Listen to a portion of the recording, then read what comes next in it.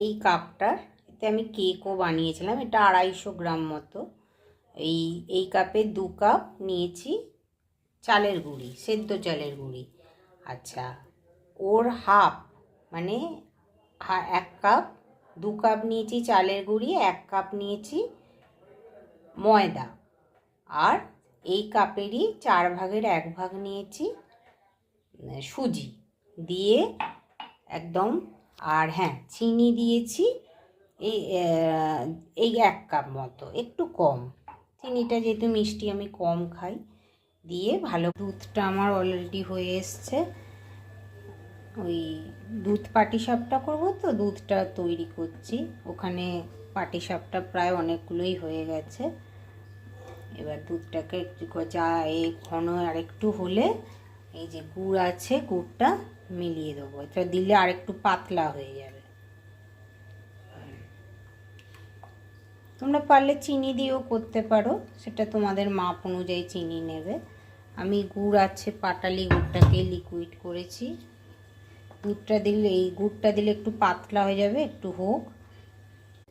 এই পর্যায়ে আর এটাকে জাল দেব না, তাহলে পুরো ঘন হয়ে যাবে। এটা আস্তে আস্তে বসে যাবে। একটা ঠান্ডা পাত্রে ঢেলে। বন্ধুরা, এইরকম দেখেছো, একটু পাতলা রাখতে। এবার ঠান্ডা হলে এটা পুরো হয়ে যাবে, শক্ত হয়ে যাবে। দেখেছো কতটা হয়েছে? এই পরিমাণটা মানে দোকানে কিনতে গেলে কত টাকা লাগবে বলো। একটু দুধটা অবশ্যই ফুল ক্রিম হলেই ভালো হয়। আমি এর সাথে যেহেতু মিল্ক একটু মিলিয়েছি একটু, তাও আমি অন্য সময়, এখন নয়, ওইসব পাই।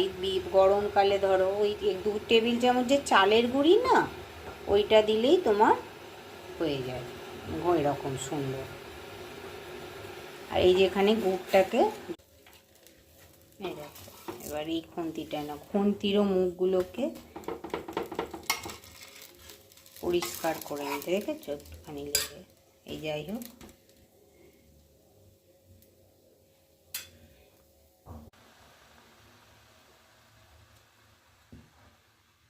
এই যে বন্ধুরা, আমার দুধ প্রায় কমপ্লিট। এবার আমি পিঠেগুলো খুব সাবধানে একটা একটা করে দিয়ে দেবো, কারণ পিঠেগুলো খুবই নরম তো। বেশি ফোটাবো না, একবার দিয়ে, কারণ ও টেনে নেবে। আর গরম অবস্থায় নাড়ানাড়ি করব না, ঠান্ডা হলে তবে করব, দেব সবাই।